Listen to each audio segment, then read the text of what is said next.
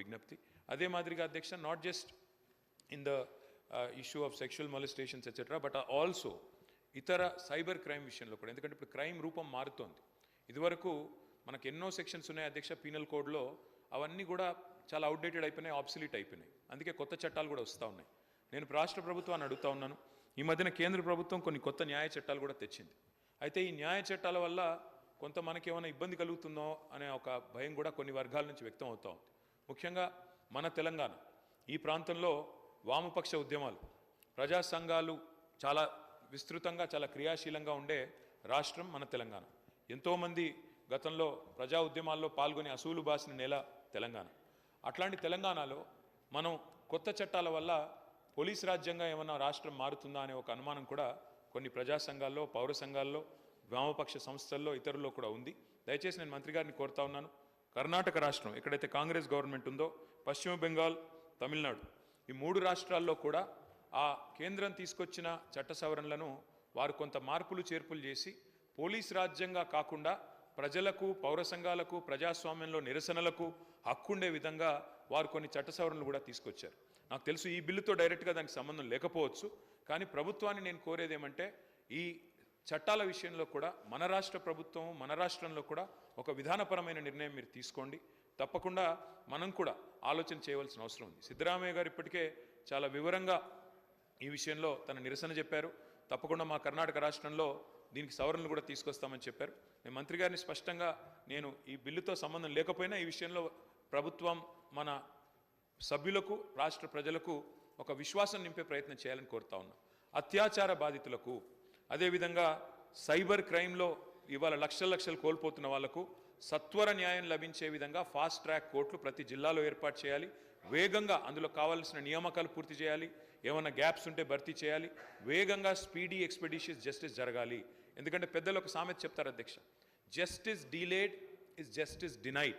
అంటే ఎంత ఆలస్యంగా న్యాయం దొరికితే అంత అన్యాయం జరిగినట్టే లెక్క అని. కాబట్టి justice delayed is justice denied అనే మాటను గుర్తు చేసుకుంటూ ఫాస్ట్ ట్రాక్ కోర్టులు ఏర్పాటు చేయాలి. కేంద్ర చట్టాల విషయంలో కూడా తప్పకుండా రాష్ట్ర ప్రభుత్వం కూడా తన వైఖరి తెలియజేయాలి. పోలీస్ రాష్ట్రంగా, పోలీస్ రాజ్యంగా తెలంగాణ మారకుండా.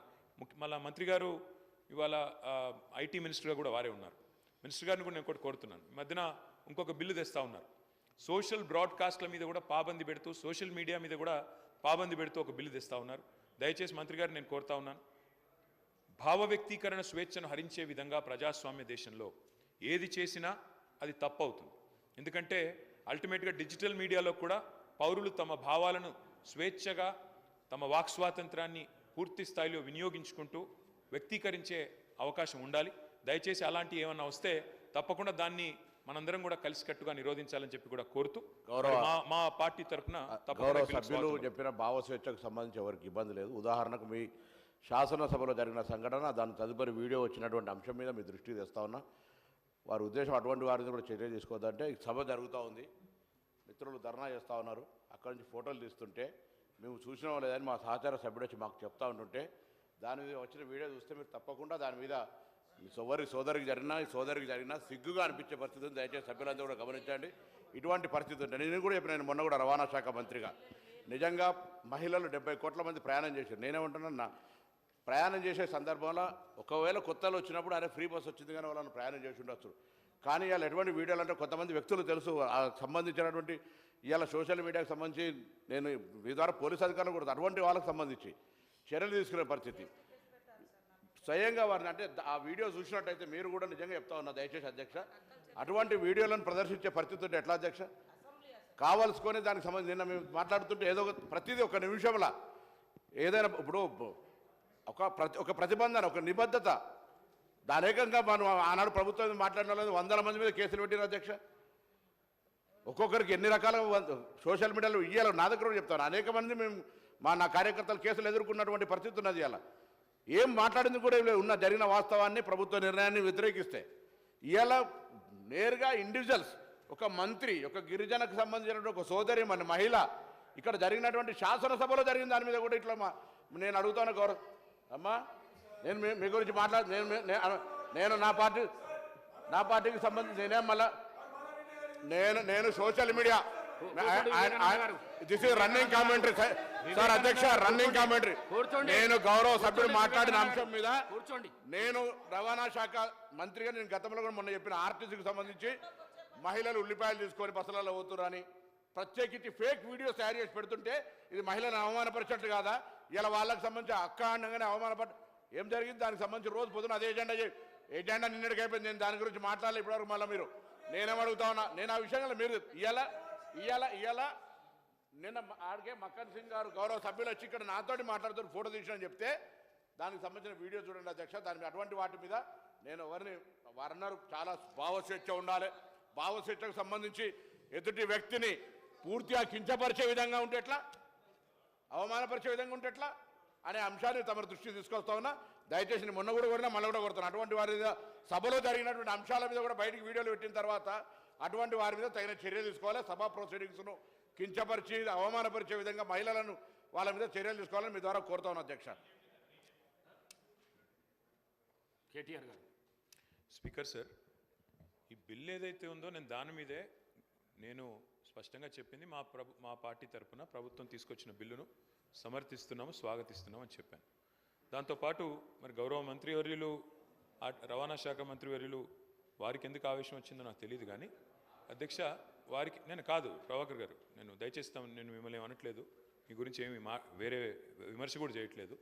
ఈ బిల్లు విషయంలో నేను చెప్పింది ఏంటంటే ఈ మధ్యన కొన్ని చట్టాలు ఎట్లాంటివి వస్తున్నాయంటే ప్రజల భావ వ్యక్తీకరణ స్వేచ్ఛను కూడా హరించే విధంగా వస్తున్నాయి. తెలంగాణలో మీరు చెప్పారు గతంలో కొంత ఇలాంటి కార్యక్రమాలు జరిగినాయి, ఇబ్బందులు జరిగినాయి, మేము వచ్చిన తర్వాత దాన్ని మారుస్తామని చెప్పారు. కర్ణాటకలో అక్కడి ప్రభుత్వం కాంగ్రెస్ ప్రభుత్వం కేంద్రం తీసుకొస్తున్న చట్టాల వల్ల కొన్ని చట్టాల వల్ల పోలీస్ రాజ్యం అయ్యే ప్రమాదం ఉంది కాబట్టి మేము కొన్ని సవరణలు చేస్తామని చెప్పారు. నేను రాష్ట్ర ప్రభుత్వాన్ని నేను అడిగేది ఏమంటే మన రాష్ట్రంలో ముఖ్యంగా ఇక్కడ ఈ సభలో కూర్చున్న వాళ్ళలో కూడా చాలామంది గతంలో వామపక్ష ఉద్యమాల్లోంచి లెఫ్ట్ ఉద్యమాల్లోంచి పౌర హక్కుల సంఘాల ప్రజా సంఘాల నుంచి వచ్చిన వాళ్ళు ఉన్నారు. నేను ప్రభుత్వాన్ని అడిగేది ఏమంటే ప్రజల భావ వ్యక్తీకరణ స్వేచ్ఛను హరించే విధంగా కాకుండా మీరు దయచేసి ఈ రకమైన బిల్లులు తెచ్చేటప్పుడు అన్ని రకాలుగా ఆలోచించి తెమ్మని చెప్పాను తప్ప వారు ఇంకొక మాట అన్నారు, అక్కడి నుంచి ఎవరో వీడియోలు తీశారు ఇంకోటి అన్నారు. మా వైపు నుంచి అలాంటిది ఏం జరగలేదు. ఇక్కడ మొత్తం కెమెరాలు మీ ఆధీనంలో ఉంటాయి స్పీకర్ గారు, మీ సెక్రటరీ గారి ఆధీనంలో, మీ ఆఫీస్ ఆధీనంలో ఉంటాయి. మీరు మొత్తం చెక్ చేసుకోవచ్చు అలాంటిది ఏమైనా జరిగిందా, జరిగితే మా సభ్యుల వల్ల జరిగిందా, లేదా ఇక్కడ ఉన్న కెమెరాలు ఆ ఏజెన్సీ ఎవరైతే నడుపుతున్నారో వాళ్ళ వల్ల జరిగిందా, ఏ రకంగా జరిగింది మొత్తం చూసుకోవచ్చు. ఏమైనా చర్య తీసుకోవాలనుకుంటే ప్రభుత్వం చట్టాల పరంగా చట్టబద్ధంగా తీసుకోవచ్చు, మాకు అభ్యంతరం లేదు. కానీ ఇవాళ అధ్యక్ష మీరు సోషల్ మీడియా కనుక చూస్తే దాడి ఒక్కరి మీద జరుగుతలేదు అధ్యక్ష. ప్రధానమంత్రి నుంచి మొదలు పెడితే, ముఖ్యమంత్రుల నుంచి మొదలు పెడితే, మాజీ ముఖ్యమంత్రుల నుంచి మొదలు పెడితే అందరి మీద, ఎమ్మెల్యేల మీద, మంత్రుల మీద, స్పీకర్ల మీద, అందరి మీద వ్యక్తిత్వ హననం చేసే కార్యక్రమాలు అన్ని వైపుల నుంచి జరుగుతున్నాయి. దీనికి ఎవరు అతీతులు కాదు, ఎవరు పునీతులు కాదు అధ్యక్ష. ఒక పార్టీ ఏం లేదు, నెహ్రూ గారి టైం నుంచి మొదలు పెడితే ఈ రోజున్న నాయకుల దాకా అందరి వ్యక్తిత్వ హననాలు జరుగుతున్నాయి, క్యారెక్టర్ అసాసినేషన్ జరుగుతుంది. దీనికి అందరం బాధితులమే, ఇందులో ఎవరం కూడా పునీతులం కాదు, ఎవరం అతీతులం కాదు. కాబట్టి దయచేసి నేను కోరేది ఇది అన్ని పార్టీలో రావాలా. ఇదేదో ఒక పార్టీ వాళ్ళు చేస్తున్నారు, మిగతా వాళ్ళందరూ చాలా చక్కగా ఉన్నారు అధ్యక్ష. మరి మనం కూడా చూడాలి ఇక్కడ ప్రయోగిస్తున్న భాష, ఇక్కడ మాట్లాడుతున్న పదజాలం ఎట్లా అధ్యక్ష. మరి అట్లా మీరు కూడా అవకాశం ఇవ్వండి, ఒకరోజు మొత్తం చెప్పుతో కొడతామని ఇష్టం వచ్చినట్టు మాట్లాడడం ఇవన్నీ కూడా దయచేసి ఏదో టైంలో సంస్కారవంతంగా అందరూ మాట్లాడండి అని మీరు ఆ చైర్లో కూర్చొని ప్రమాణంగా అందరికీ చెప్పండి. మా ఒక్కరికి కాదు, అందరికీ చెప్పాలా. చెప్పినట్టయితే ఒక రూలింగ్ ఇచ్చినట్టయితే అందరం కూడా దానికి బద్దులమై పనిచేస్తామని చెప్పి ప్రభుత్వానికి తెలియజేస్తూ ఈ బిల్లుకు సమర్థిస్తున్నాం అధ్యక్ష. శ్రీ మహేశ్వర్ రెడ్డి గారు.